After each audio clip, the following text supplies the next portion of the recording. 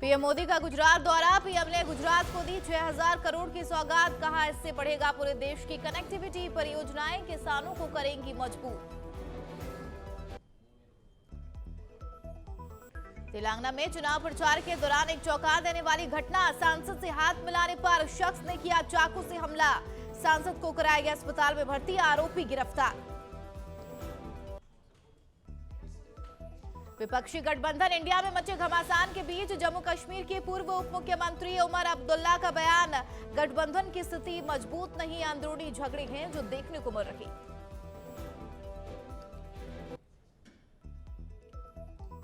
आप सांसद राघव चड्ढा के राज्यसभा से निलंबन पर सुप्रीम कोर्ट ने जताई हैरानी। कोर्ट ने कहा सदन की कार्रवाई बाधित करने वालों को एक सत्र के लिए किया जाता है निलंबित। क्या चड्ढा की गलती उससे भी बड़ी?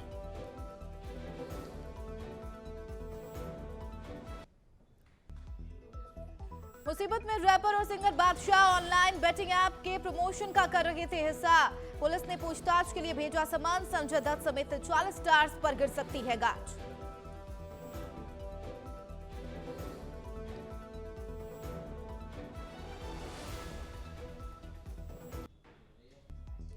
नमस्कार, नवतेज टीवी देख रहे हैं आप और मैं आपके साथ हूं चंदा यादव। बुलेटिन की शुरुआत करेंगे। चित्तौड़गढ़ में विधानसभा चुनाव का रंग दिखने लगा है, जिसमें भाजपा प्रत्याशी नरपत सिंह राजवी चित्तौड़गढ़ पहुंचे। चित्तौड़गढ़ सीमा पर पार्टी के पदाधिकारी और कार्यकर्ताओं ने उनका पुष्प वर्षा कर स्वागत किया।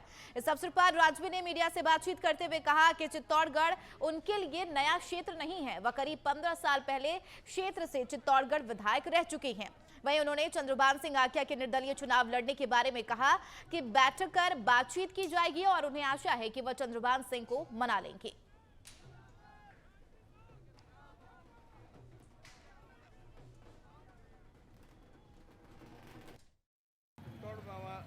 मेरे हृदय में बसता है, जीने की जरूरत का सब अंदर है।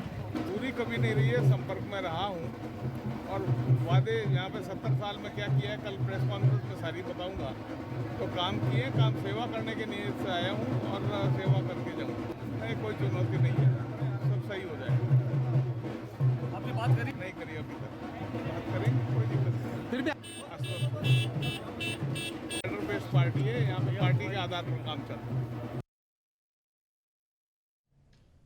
माउंट आबू में मुस्लिम वक्फ कमेटी के सदर अब्दुल रहीम कुरैशी और प्रतिनिधि मंडल ने एसडीएम कार्यालय में ज्ञापन दिया है, जिसमें समिति पर अज्ञात लोगों द्वारा अतिक्रमण कर पार्किंग बनाए जाने के बारे में बताया और उसे हटाने की मांग की गई। इस दौरान पूर्व में बनी गई कब्रों को भी क्षतिग्रस्त किया गया। चुनाव के माहौल में इस तरह के काम को शांति व्यवस्था बिगड़ने का अंदेशा जताया है। इस मौके पर सदर अब्दुल रहीम कुरैशी, दिलशाद गौरी और समाज के अन्य लोग मौजूद रहे।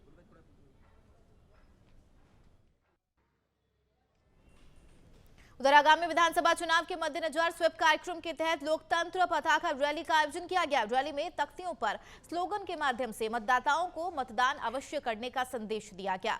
रैली पंचायत समिति से हरिसा सर्कल, डीएसपी कार्यालय, बस स्टैंड सहित कई इलाकों से वापस पंचायत समिति में समाप्त हुई। इस दौरान सेक्टर ऑफिसर, प्रधानाचार्य, ब्लॉक कोऑर्डिनेटर, आंगनबाड़ी सुपरवाइजर, कार्यकर्ता सहित कई लोग मौजूद रहे।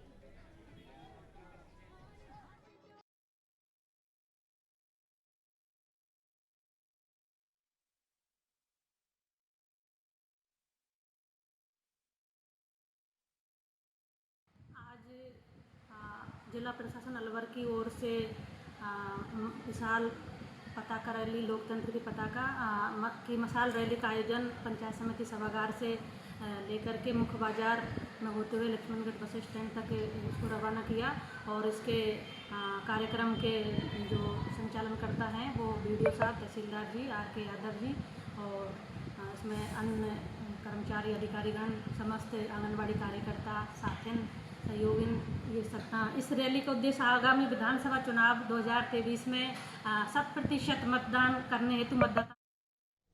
बानसूर विधानसभा चुनावों को लेकर सरगर्मियां तेज हो गई है। प्रत्याशी मतदाताओं से लगातार जनसंपर्क में जुड़े हुए हैं, जिसको लेकर बीजेपी प्रत्याशी देवी सिंह शेखावत ने ज्ञानपुरा से विशाल रोड शो किया, जिसमें सैकड़ों गाड़ियों के काफिले के साथ रोड शो ज्ञानपुरा से शुरू होकर नारायणपुर कस्बे के मुख्य रास्तों से होकर निकला। इस दौरान समर्थकों ने शेखावत का जेसीबी मशीन से पुष्प वर्षा कर स्वागत किया है। उधर बीजेपी प्रत्याशी ने कांग्रेस पर जमकर निशाना साधते हुए कहा कि कांग्रेस सरकार में कानून व्यवस्था चौपट हो रही है। है, जिसको लेकर राजस्थान के मतदाताओं ने अब कांग्रेस सरकार को उखाड़ फेंकने का मन बना लिया है। जनता मेरे को अपने परिवार का हिस्सा मानती है, अपने से दूर नहीं मानती है। और ये आपने देखा होगा, मैंने आज अपने चुनाव प्रचार का जो आगाज़ है वो जनसंपर्क के साथ मेरे गांव ज्ञानपुरा से किया है। ये हमारे वाल क्षेत्र के प्रमुख गांव हैं और आज हमारे पीर संजय नाथ जी महाराज का आशीर्वाद लेकर मैं पुरुषोत्तम दास जी महाराज का ये पावन पवित्र स्थान है, यहाँ आशीर्वाद लेकर और संपूर्ण बाजार में मेरा सबको राम राम नमस्कार रहेगी। और मैं सभी लोगों से आग्रह करूंगा कि जिस तरह से मुझसे प्रेम करते हैं, जो आपको दिख रहा होगा, सभी लोग इस प्रेम को वोट में परिणित करें और यहाँ एक तरफा मुझे विजय दिलाने के लिए कृत संकल्पित होकर भारतीय जनता पार्टी को और मोदी जी के राष्ट्र को उन्नत करने के लिए उनका जो प्रयास है उसमें सभी हमारे भाई हैं जो सहयोगी बने। और सुजानगढ़ विधानसभा सीट से संतोष मेघवाल को बीजेपी प्रत्याशी बनाए जाने के बाद पार्टी के कई पदाधिकारी और कार्यकर्ताओं का विरोध जारी है, जिसको लेकर नाराज भाजपाइयों ने सुजानगढ़ में बैठक की। बैठक को संबोधित करते हुए पूर्व सरपंच ने आलाकमान पर कार्यकर्ताओं की भावनाओं को अनदेखी करने का आरोप लगाया है। सरपंच धन्ना राम सिद्ध ने कहा है कि हम कार्यकर्ता हैं और कार्यकर्ताओं की बदौलत ही पार्टियां चलती हैं, हमें निर्णय जरूर करना चाहिए। बैठक में कमेटी का गठन करने पर सहमति हुई, जिस पर भाजपा से टिकट मांगने वाले 4 प्रत्याशियों को मिलाकर करीब 31 सदस्यों की कमेटी का गठन किया गया। उधर विधानसभा चुनावों को लेकर आज बानसूर में नामांकन प्रक्रिया शुरू हो चुकी है, जिसको लेकर आज बानसूर विधानसभा चुनाव में निर्दलीय प्रत्याशी पद के लिए नीता चुंदेला ने अपना नामांकन पेश किया। नामांकन के दौरान सुरक्षा को लेकर प्रशासन की ओर से खास इंतजाम किए गए, जिसमें प्रत्याशियों के साथ आने वाले समर्थकों को करीब 500 मीटर दूर ही रोक दिया गया। नामांकन जमा कराने के लिए केवल प्रत्याशी सहित 5 लोगों को ही अंदर जाने की अनुमति दी गई।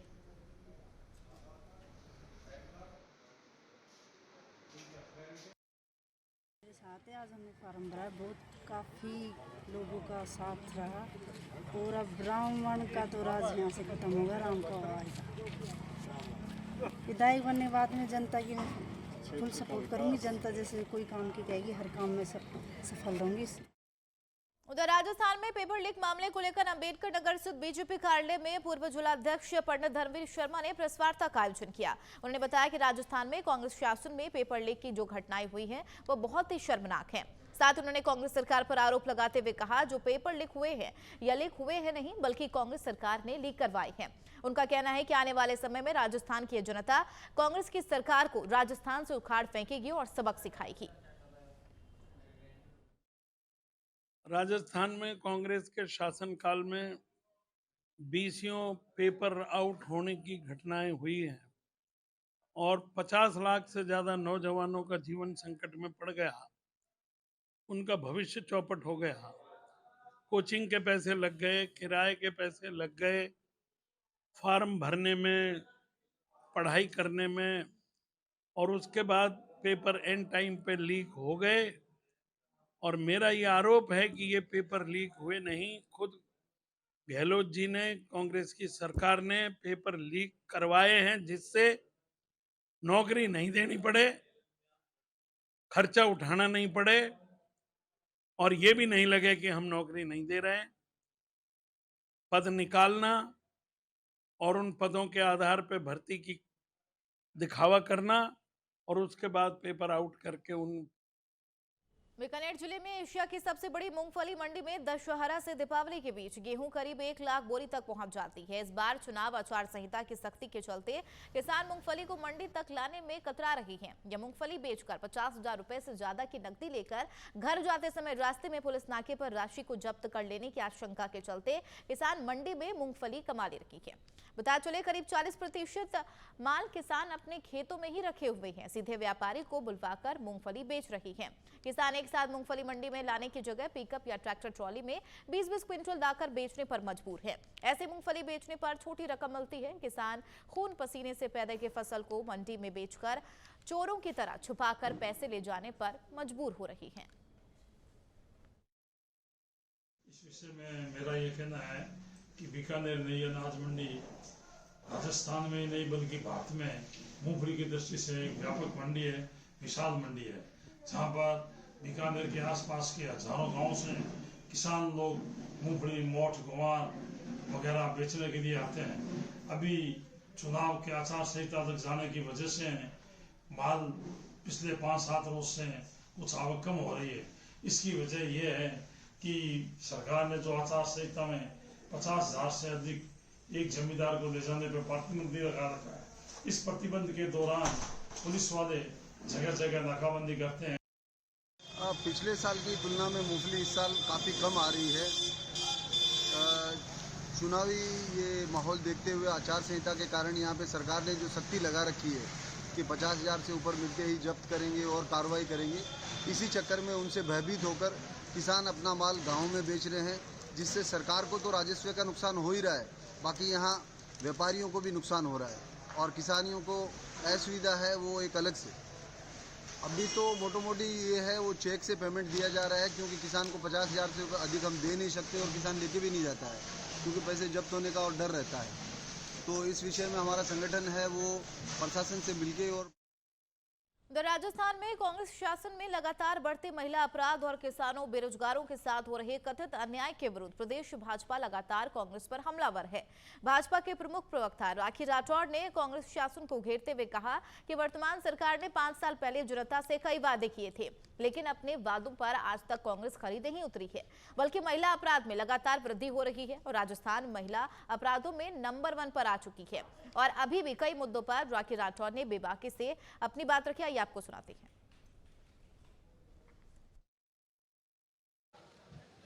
राजस्थान अब विधानसभा चुनाव के मुहानों पर खड़ा है। जाहिर सी बात है कि वर्तमान सरकार वोटरों को लुभाने के लिए कई प्रकार की स्कीम्स ज़रूर लेकर आती है, लेकिन अगर बात करें विपक्ष की, बीजेपी की, तो बीजेपी लगातार कांग्रेस सरकार को घेरने की कोई कोर कसर नहीं छोड़ रही है। हमारे साथ बीजेपी के मुख्य प्रवक्ता राखी राठौड़ जी मौजूद हैं। राखी जी, जिस प्रकार से वर्तमान कांग्रेस सरकार कई स्कीम्स लेकर आ रही हैं, भले ही वो महिलाओं को लेकर हो, बेरोजगारों को लेकर हो, वृद्धजनों को लेकर हो, किसानों को लेकर हो, लेकिन अगर बात करें वर्तमान स्थिति की तो राजस्थान कहीं ना कहीं, विशेष तौर पर महिला की बात करें, आप भी एक महिला हैं, तो महिला अपराधों में 1 नंबर पर आ चुका है।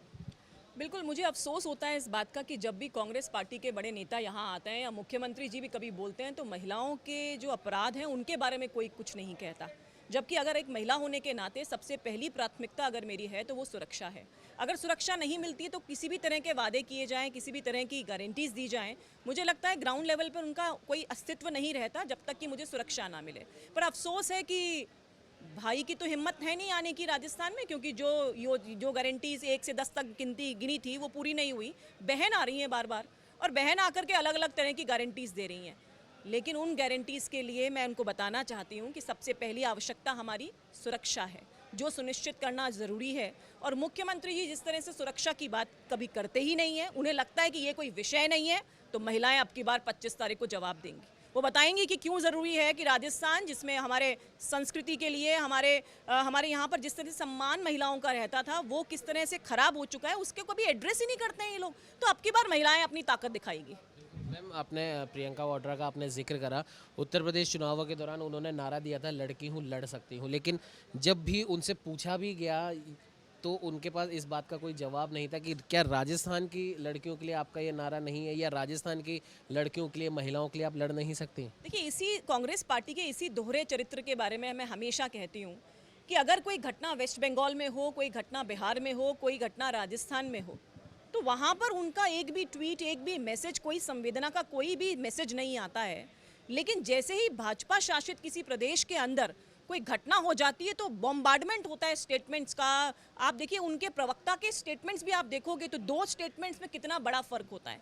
तो मेरे कहने का मतलब, एक बच्ची हमारे देश की बच्ची है, वो किसी भी राज्य को बिलोंग करती है, अगर उसके साथ गलत काम हुआ है तो उसकी भर्त्सना करना हमारी पहली प्राथमिकता होनी चाहिए, किसी भी राजनीति करने से पहले।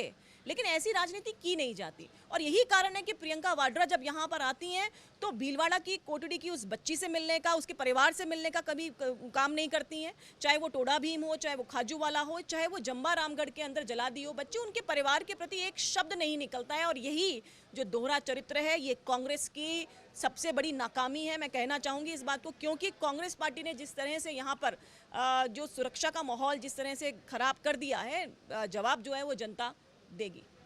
मैम, एक आखिरी सवाल यह है, प्रधानमंत्री नरेंद्र मोदी ने राज्यसभा लोकसभा में नारी शक्ति वंदन विधेयक पेश किया। हालांकि ये अलग बात है कि वो 2029 तक जाके वो लागू होगा, लेकिन प्रदेश की जनता और विशेष तौर पर महिलाएं अगर बीजेपी की गवर्नमेंट बनती है तो बीजेपी से उस 33% आरक्षण को लेकर काफ़ी आशान्वित हैं, उसे लेकर क्या कहेंगे? देखिए, भारतीय जनता पार्टी में आदरणीय मोदी जी ने जब ये सोचा कि महिलाओं को आगे लाना है तो उनका सोच शुरू हुआ संगठन में महिलाओं को सबसे पहले पद देकर।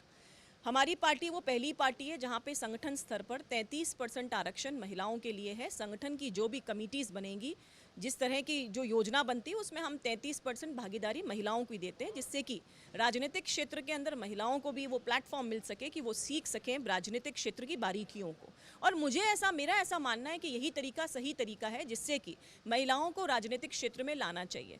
मैं धन्यवाद देना चाहूँगी प्रधानमंत्री जी को। 27 साल से महिलाएं जिस चीज़ का इंतज़ार कर रही थी, नारी शक्ति वंदन अधिनियम का, वो आज फाइनली कानून का रूप ले रहा है और आगे आने वाले समय के अंदर महिलाओं को इससे बहुत लाभ होगा। और मैं यही कहना चाहूँगी कि प्रियंका वाड्रा ने यूपी में लड़की हूँ लड़ सकती हूँ के माध्यम से महिलाओं को लड़ाया ज़रूर, लेकिन वो हार गई। बेसिकली मुझे लगता है किसी भी चीज़ में आप झोंक दो और उसका कोई फ़ायदा नहीं हो, बिना तैयारी के झोंक दो तो आत्मविश्वास कम होता है, बढ़ता नहीं है। तो मैं इसको वुमेन एम्पावरमेंट की कैटेगरी में नहीं डालूंगी, उल्टा वो डिप्रेस होगी, जमानत जब्त हो गई उनकी।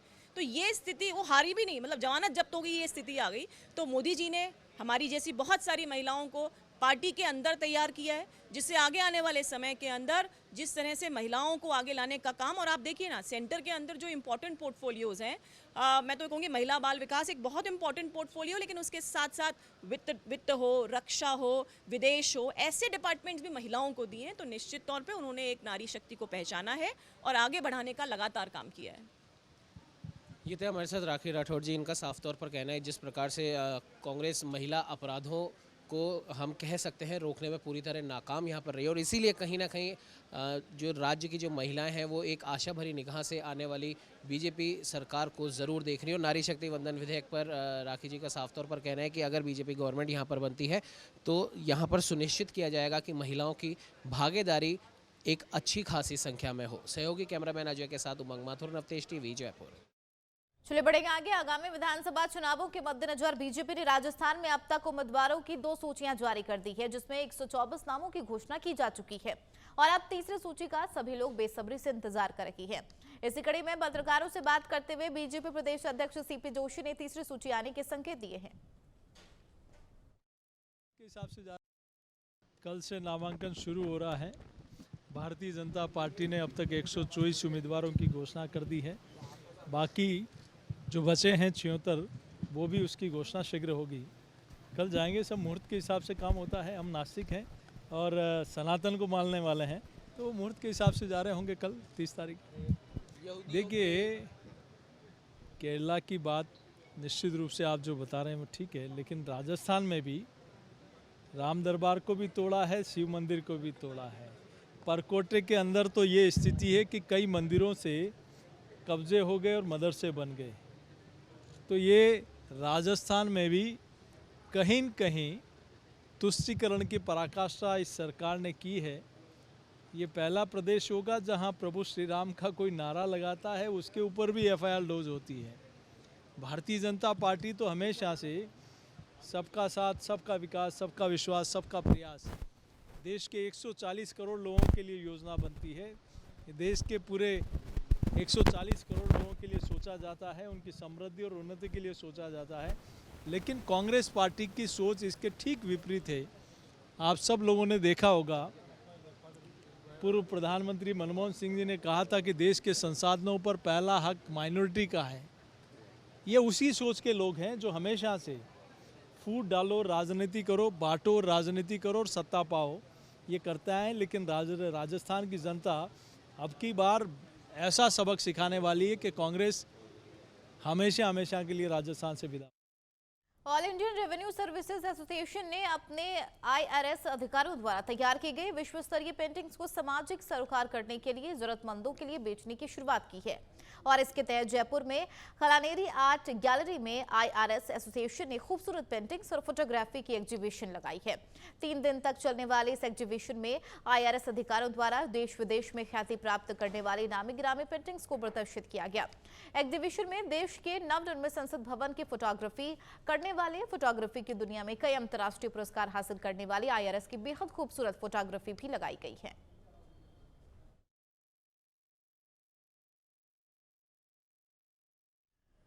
उधर राजधानी जयपुर के जयसिंहपुरा खोर थाना इलाके में चोरों के हौसले बुलंद है। एक तरफ चुनावी माहौल है तो वहीं दूसरी तरफ त्योहारी सीजन भी चल रहा है। चोर बेखौफ होकर चोरी की वारदात को अंजाम दे रही हैं।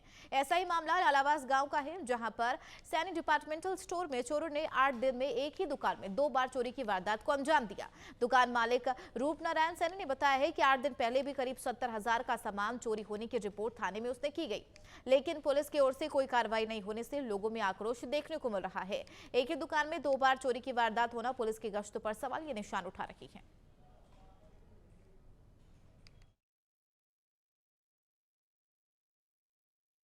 मेरी दुकान के ताले टूट रहे, आए दिन 8 दिन पहले भी चोरी हुई थी और आज भी फिर ताले तोड़ ले गए।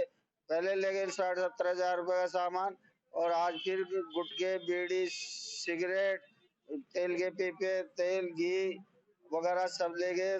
पूरा सामान ले गए दुकान में से। पुलिस को कोई कार्रवाई नहीं की। 8 दिन पहले भी रिपोर्ट दी थी, आज फिर कैसे रिपोर्ट दे दो और कोई कार्रवाई नहीं होती। पुलिस प्रशासन सब उस बयान भी तक नहीं लिया आज तक। पुलिस उस दिन बाद में आके मिली भी नहीं के नाम। प्रदेश में प्याज के बढ़ते दामों ने सियासत में हलचल मचा दी है। प्रदेश में विधानसभा चुनाव में राजनीतिक पार्टियों के प्रत्याशियों द्वारा प्रचार प्रसार के दौरान आमजन प्याज के बढ़ते दामों को कम करने की बात कह रही है। पिछले 20 दिनों से प्रदेश में प्याज के भाव बढ़ने से रसोई का गणित बिगड़ गया है। राजधानी जयपुर की थोक भाव, मुहानी मंडी और खुदरा मंडी समेत 30 ठेलों पर प्याज के दाम आसमान छू रही हैं। बात करें मुहाना मंडी में प्याज के थोक भाव 60 रुपए में बेची जा रही हैं, तो वहीं खुदरा मंडी में प्याज 80 रुपए, तो वहीं 30 ठेलों पर 90 रुपए से 100 रुपए भाव से प्याज बेची जा रही है।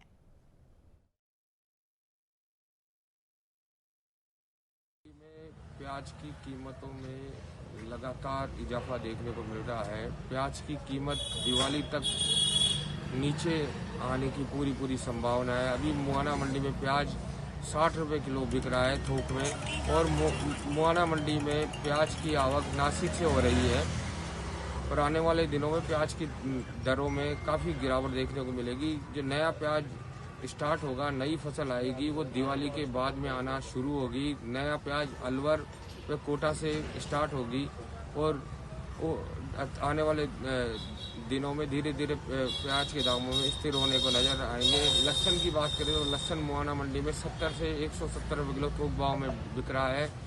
लहसुन मुख्यतः पुष्पेंद्र भारद्वाज अपने कार्यकर्ताओं को संबोधित करते हुए भावुक हो गए। उन्होंने कहा कि मैं 5 साल तक हर रोज सांगानेर के विकास के लिए निकलता रहा। सुबह जल्दी घर से निकलना और रात में देर तक प्रोग्राम अटेंड करके घर लौटना। मैं अपनी 7 साल की बेटी से कई दिनों तक नहीं मिल पाता था। मैं जब तक पहुंचता था वो सो जाती थी और उसके जगने से पहले मैं घर से निकल जाता था। भारद्वाज ने कहा कि मैं यहाँ अकेला मैदान में जरूर आया था, पर अब आप सभी मेरे परिवार बन चुके हैं। गौरतलब है पुष्पेंद्र भारद्वाज के 5 साल की जबरदस्त सक्रियता के चलते इस बार कांग्रेस सांगानेर में मजबूत दिख रही है।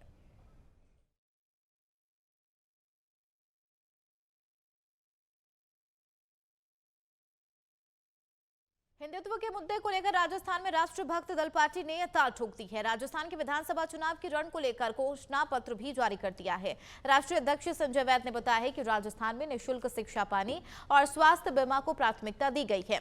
राष्ट्रीय उपाध्यक्ष राजकुमार कुमावत ने बताया है कि पार्टी प्रदेश में पूरी ताकत के साथ चुनाव लड़ेगी। राजस्थान के हास्य कलाकार पन्या सपेट ने भी पार्टी को समर्थन दिया है।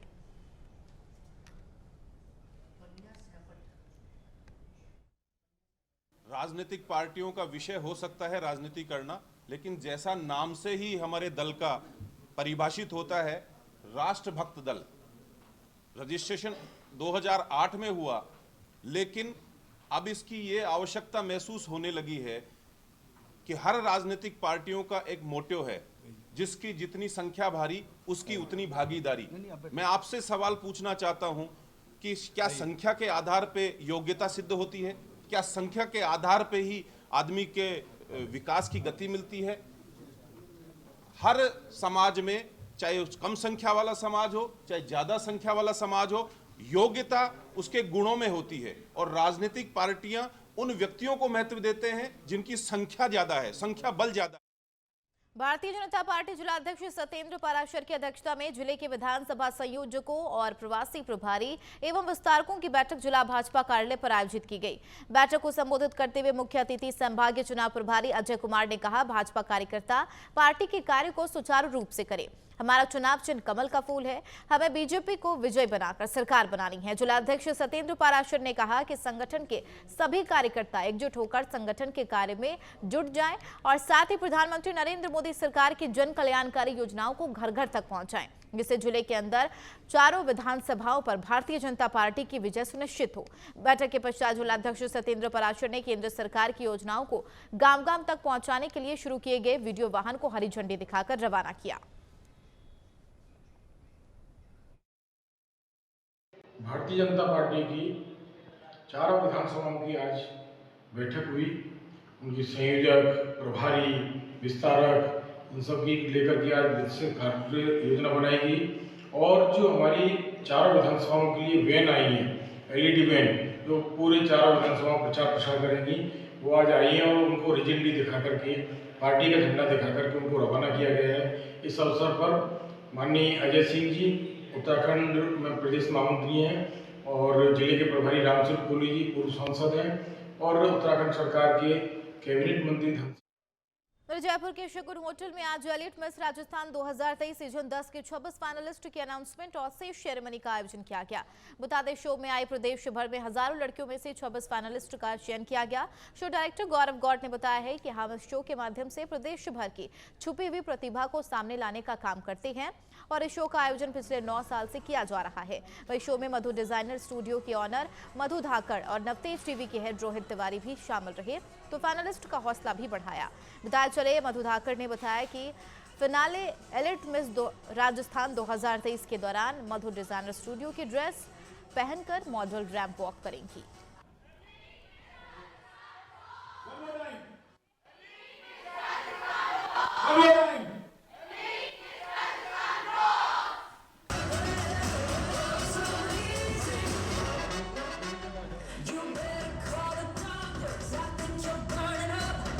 Good evening everyone. My name is Alka Chaudhary. I am from Alwar. Thank you so much. Right, I would like to call Rohit ji on stage, sir. Tiwari साहब, आइए। अगेन एक बहुत ही जाना माना नाम मीडिया से।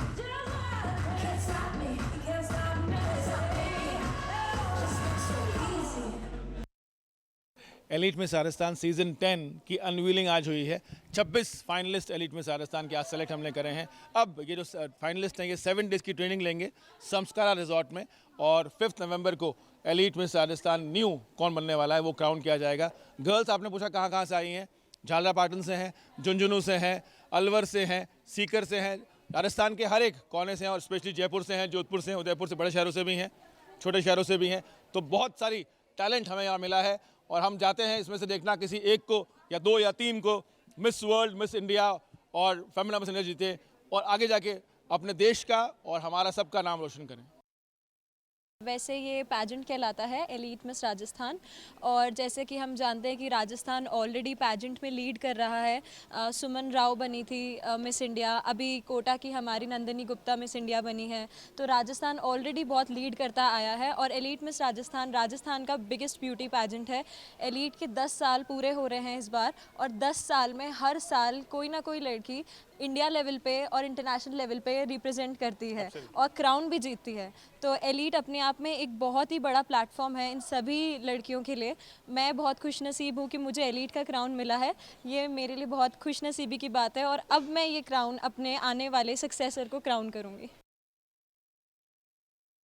खबरों में फिलहाल मेरे साथ इतना ही। नमस्कार।